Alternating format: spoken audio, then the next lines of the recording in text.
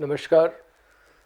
मैं बात करना चाहूँगा। खालिद मिशाल ने ऑनलाइन एक मीटिंग को संबोधित किया केरल में, और उसको लेके बवाल मचा हुआ है।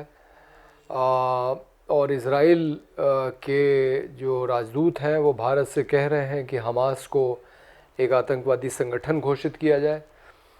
अब हमास जो है उसकी चुनी हुई सरकार है गाज़ा में, और खालिद मिशाल उसके बहुत बड़े नेता रहे हैं। पहले तो प्रमुख ही थे। और मैंने इसी कार्यक्रम में पहले बताया है कि हमारी उनसे मुलाकात हुई थी 2011 में, जब एक 60-70 लोगों का समूह, अलग अलग मुल्क के लोग थे, वो सड़क के रास्ते ईरान, तुर्की, सीरिया, मिस्र, लेबनान होते हुए हम लोग गाज़ा गए थे। और सीरिया की राजधानी दमिश्क में खालिद मिशाल से मुलाकात हुई थी। और मैंने ये बताया था कि उन्होंने गांधी को अपना आदर्श बनाया, और उनका तर्क ये था कि गांधी से उन्होंने ये सीखा है कि अगर किसी कमज़ोर को किसी ताकतवर के खिलाफ लड़ना है तो वो प्रेरणा उनको गांधी से मिलती है, ऐसा उन्होंने बताया। और उन्होंने ये कहा कि अगर हम अपने बचाव में, अगर हम थोड़ा बहुत भी हमले न करें इज़राइल के ऊपर, तो इज़राइल हमें ख़त्म कर देगा। और मैंने ये भी कहा था कि अगर 76 सालों की तुलना की जाए कि किसके ज़्यादा लोग मरे हैं, किसकी जेलों में जो दूसरा पक्ष है उसके कितने लोग बंद हैं। अभी तो हमास के पास करीब 200 इज़राइली नागरिक जो है बंधक बने हुए हैं, लेकिन अभी 3 दिन पहले अब हमास ने मांग की है कि इन बंधकों के बदले में जो इज़राइल की जेलों में फ़िलिस्तीनी बंद हैं उनको छोड़ा जाए, और उनकी संख्या 7 से 8 हज़ार से कम नहीं है। ये तो संख्या उस समय की है जब हम लोग गए थे 2011 में, हो सकता है कि और बढ़ी भी हो। तो एक तरफ हज़ारों लोग जेल में बंद हैं इज़राइल की, और हमास के पास 200 बंधक हैं। और ये देखा जाए कि 1947 में घोषणा होने के बाद, संयुक्त राष्ट्र संघ का प्रस्ताव पारित होने के बाद कि यरूशलेम के इलाके में 2 मुल्क बनेंगे, एक इज़राइल और एक फ़िलिस्तीन। इज़राइल तो स्थापित हो गया, फ़िलिस्तीन आज तक स्थापित नहीं हुआ। लेकिन इज़राइल ने 1948 में एक बड़ी कार्रवाई की और 7 लाख फ़िलिस्तीनियों को वहाँ से खदेड़ दिया, जो आज भी जॉर्डन, सीरिया, लेबनान के शरणार्थी शिविरों में रह रहे हैं लोग। तो उस समय से लेके जिस घटना का नाम नक्बा दिया जाता है, उस घटना से लेके और आज तक फ़िलिस्तीनी तो अपना इलाका छोड़ छोड़ के बाहर जा रहे हैं, लेकिन इस ताज़ा हमले में भी बहुत सारे फ़िलिस्तीनियों ने गाज़ा छोड़ने की कोशिश की है। दिक्कत यह है कि मिस्र उनका स्वागत नहीं करता, तो उनके लिए जो एकमात्र रास्ता है जिससे वो निकल सकते हैं वो भी बंद है, क्योंकि बाकी 3 तरफ तो इज़राइल ने नाकेबंदी कर रखी है। तो फ़िलिस्तीनी छोड़ छोड़ के गए हैं अपने मुल्क को, और दूसरी तरफ यहूदी पूरी दुनिया भर से आके इस इलाके में बसे हैं।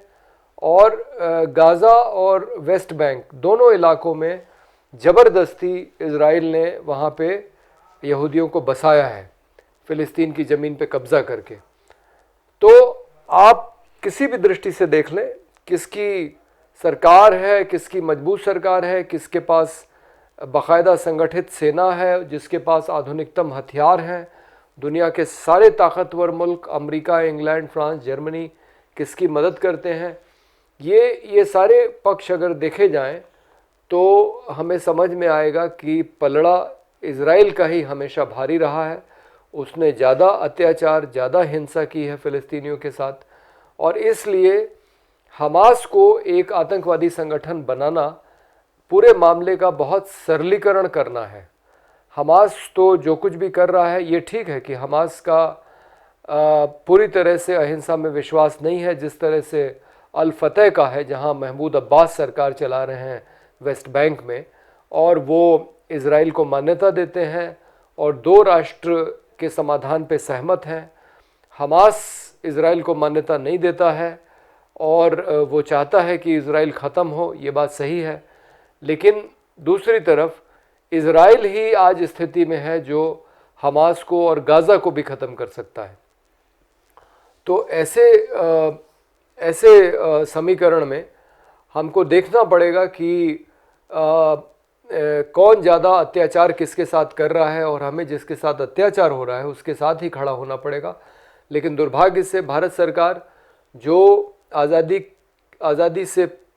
के पहले से लेके और नरसिम्हा राव की सरकार तक, जिसने हमेशा फ़िलिस्तीन का साथ दिया और उसके राष्ट्रपति को बाकायदा राष्ट्राध्यक्ष का दर्जा दिया, फ़िलिस्तीन को देश का दर्जा दिया, जबकि अभी संयुक्त राष्ट्र संघ भी फ़िलिस्तीन को एक देश नहीं मानता है। उसको सिर्फ वहाँ पे बैठ के कार्रवाई को देखने का अधिकार है, यानी ऑब्जर्वर का अधिकार है। वो वोट नहीं दे सकता या बहस में हिस्सा नहीं ले सकता। तो भारत ने हमेशा फ़िलिस्तीन का साथ दिया, लेकिन नरसिम्हा राव की सरकार से जो नीतियाँ बदलने लगी हैं, जब से उदारीकरण, वैश्वीकरण और निजीकरण की नीति लागू हुई, हालांकि वो तो आर्थिक नीति थी, लेकिन इज़राइल के प्रति हमारा राजनयिक नज़रिया भी बदला और बाकायदा हमारे राजनयिक संबंध कायम हुए। और अब तो हम इज़राइल के सबसे बड़े खरीदार हैं हथियारों के। इज़राइल हमें सैन्य प्रशिक्षण भी देता है, और जाहिर है कि इसलिए भारत ने जब संयुक्त राष्ट्र संघ में फ़िलिस्तीन के समर्थन में एक प्रस्ताव जॉर्डन ने रखा, जिसमें उन्होंने इज़राइलियों की भी आलोचना की है फ़िलिस्तीनियों को मारने के लिए, और जो सामान्य निर्दोष इज़राइली हैं नागरिक, उनको मारने की भी आलोचना की है। बस उसने हमास का नाम नहीं लिया है।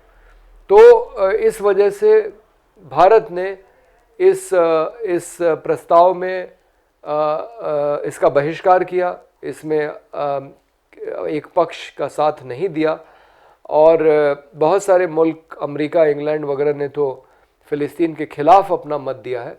लेकिन दुनिया के 120 मुल्कों ने फ़िलिस्तीन के साथ में खड़े होने का फ़ैसला लिया है संयुक्त राष्ट्र संघ में।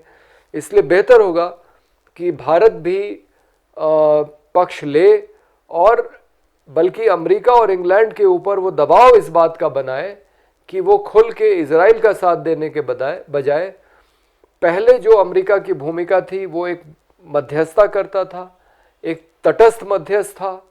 वो यासिर अराफात को और बेगिन को, जो उस समय इज़राइल के प्रधानमंत्री थे, उनको बुला के उन्होंने बाकायदा एक समझौता कराने की कोशिश की। उसके पहले ओस्लो में समझौता कराने की कोशिश की गई।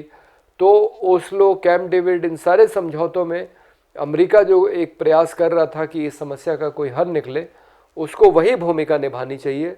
उसको इस लड़ाई में इज़राइल का खुल के साथ नहीं देना चाहिए जिस तरह से वो दे रहा है, क्योंकि हकीकत ये है कि आज की तारीख में ताज़ा हमले में भी अगर इज़राइल के ज़्यादा से ज़्यादा 1,500-2 हज़ार लोग मरे होंगे, तो फ़िलिस्तीन के 7,000 के लोग ऊपर मर चुके हैं, और 3,500 तो सिर्फ बच्चे मर चुके हैं। यानी कि जितने इज़राइली नागरिक मरे हैं उससे ज़्यादा तो फ़िलिस्तीनियों के बच्चे मर चुके हैं। और बहुत ही हृदय विदारक दृश्य है। वहाँ आप देखें, लड़कियाँ जो हैं अपने हाथ पे नाम लिख रही हैं या कोई रबर बैंड लगा रही हैं, ताकि अगर वो किसी हमले में मारी जाएं तो उनको पहचाना जा सके कि वो कौन है। तो ज़बरदस्त जो लगातार बमबारी हो रही है फ़िलिस्तीन के ऊपर इज़राइल द्वारा, और अब तो इज़राइल के टैंक भी वहाँ पे घुस गए हैं, और ज़मीनी कार्रवाई में ज़्यादा नुकसान होगा, क्योंकि बम तो अगर कहीं गिरा तो कोई ज़रूरी नहीं है कि उससे कुछ नुकसान हो। वो खाली बिल्डिंग पे भी गिर सकता है या कहीं खुले मैदान में गिर सकता है, लेकिन जब टैंक आएंगे तो वो तो निशाना बना के गोले दागेंगे और उससे ज़्यादा नुकसान होगा। तो इज़राइल ने जो ज़मीनी कार्रवाई शुरू की है उसको तुरंत रोका जाना चाहिए, हवाई हमले रोके जाने चाहिए, और दोनों पक्षों के बीच में, हमास और इज़राइल के बीच में बातचीत होनी चाहिए। और भारत को इसमें बहुत स्पष्ट भूमिका लेनी चाहिए। आप ये कह सकते हैं कि हमास ने 7 अक्टूबर को जो कार्रवाई की वो गलत थी, लेकिन ये भी देखा जाना चाहिए कि किसकी प्रतिक्रिया में ये कार्रवाई हुई थी। जो अल अक्सा मस्जिद है, वहाँ पे कुछ दिनों से जो अरब मुस्लिम लोग हैं उनके जाने पे प्रतिबंध लगा दिया गया है और यहूदियों को जाने की छूट दे रखी है। तो इस बात से नाराज़ होके हमास ने जो हमला किया उसका नाम दिया ऑपरेशन अल अक्सा फ्लड्स। तो इसकी तह में जाने की ज़रूरत है।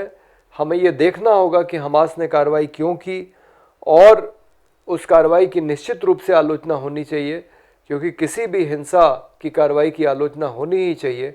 लेकिन हमें ये बात भी ध्यान रखनी चाहिए कि हमास एक हारती हुई लड़ाई लड़ रहा है। वो उसको अपने आत्मरक्षा का अधिकार है और आत्मरक्षा के लिए वो अगर हिंसा करता भी है तो उसकी तुलना में इजराइल ने जो हिंसा की है, इसको देखते हुए हमें हमास या गाज़ा का साथ देते हुए इजराइल पे इस बात का दबाव बनाना चाहिए कि वो बातचीत करके सारे झगड़े को ख़त्म करे और एक ऐसा समाधान निकाले जिसमें इजराइल को तो मान्यता मिली है, फ़िलिस्तीन को भी एक देश की मान्यता मिले और बाकायदा संयुक्त राष्ट्र संघ में उसको एक बाकी देशों के बराबर का दर्जा दिया जाए, ताकि वो भी बाकी देशों के साथ बैठ के जो फैसले होते हैं उसमें भाग ले सके, अपना मतदान कर सके। और सबसे बड़ी बात ये कि दोनों मुल्क आपस में मिलजुल के शांति से जिएं, शांति से रहें, ऐसी कोशिश होनी चाहिए। और इसमें अमेरिका, इंग्लैंड और जो बड़ी ताकतें हैं दुनिया की, जिसमें भारत भी शामिल है, इनकी एक भूमिका है कि उन्हें मध्यस्थता करा के और इस समस्या का समाधान निकालना चाहिए। जो राजनीति इस समय चल रही है, जिसमें कि ज़्यादातर जो मीडिया है, जो सरकारें हैं, वो इज़राइल का पक्ष ले रही हैं, क्योंकि और जो हमास या गाज़ा में जो लोगों की मदद भी कर रही हैं, जैसे भारत है, वो राहत ज़रूर भेज रहा है गाज़ा को, क्योंकि हमारा एक पारंपरिक रिश्ता रहा है फ़िलिस्तीन के साथ। लेकिन वो हमास को अभी भी एक आतंकवादी संगठन मान रहा है। तो ये जो नज़रिया है, इस पे पुनर्विचार होना चाहिए और हमें ये देखना चाहिए कि हमास जो भी कर रहा है वो क्यों कर रहा है। वो उसकी मजबूरी है, वो अपनी आत्मरक्षा में कर रहा है। और ये तय है कि अगर इजराइल का ये हमला जारी रहा तो आज तो 7,000 लोग ही मरे हैं, आने वाले दिनों में और बड़ी संख्या में लोग मारे जाएंगे। और ऐसी भी संभावना है, जो नेतन्याहू ने धमकी दी है कि वो नक्शा ही बदल देंगे, उन्होंने गाज़ा को ख़त्म करने की धमकी दी है। ऐसा नहीं होना चाहिए। धन्यवाद।